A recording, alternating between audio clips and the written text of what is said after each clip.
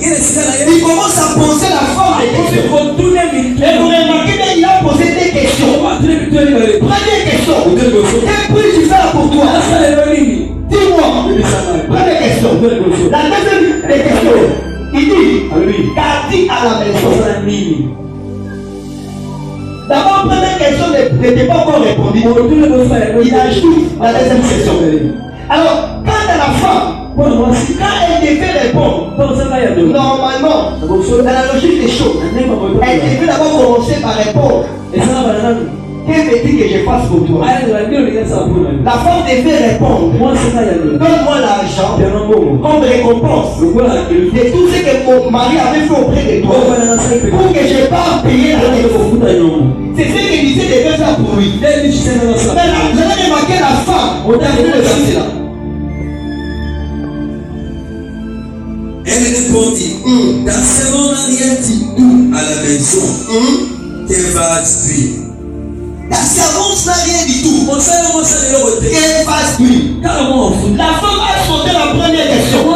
Qu'est-ce que tu fais pour toi? Elle devait répondre. Elle fait pour moi ça. Alléluia. Mais la femme répond à la deuxième question.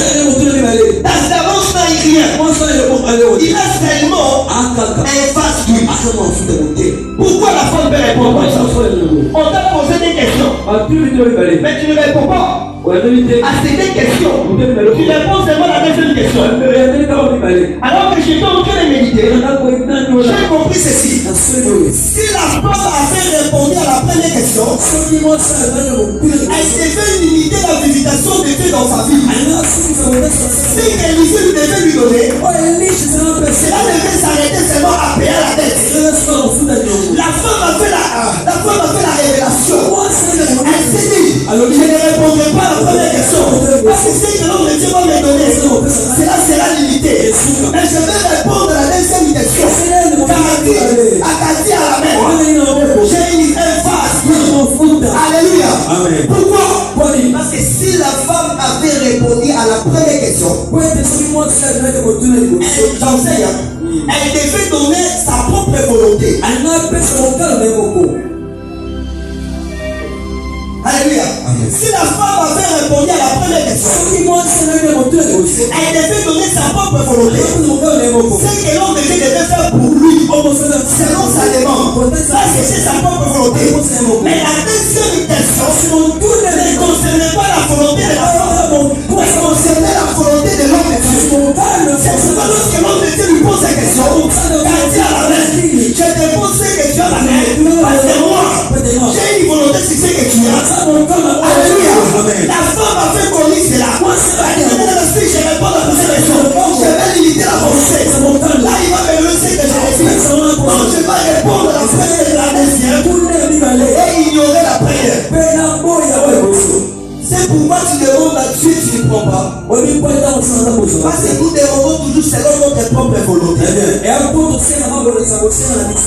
Alléluia. Tu cherches Dieu pour ta propre volonté. Les jours tu vas comprendre et ta demande, c'est d'abord privilégier la volonté de Dieu. Je te rassure, ta réponse sera exposée dans les rapports. Est-ce qu'il n'est pas à l'église? Tu dois savoir demander selon la volonté de Dieu. La femme s'est dit dans la première question. Si ça n'est pas ma volonté, alors si je présente ma volonté, je vais aller payer la dette. Mais moi, je vais mourir. Alléluia. Mais si je réponds à la volonté de l'homme de Dieu, si l'homme de Dieu va me donner, ça va payer la dette. Et les restes, tu vas me permettre à vivre.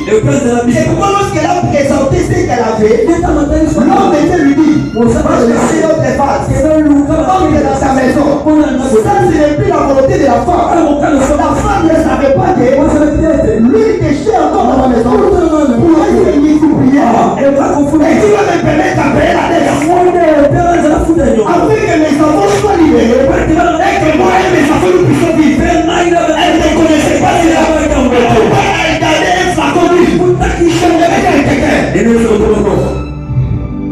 La multiplication ne commence pas par zéro. Tout nombre sera mathématique, tout nombre qui est multiplié par zéro.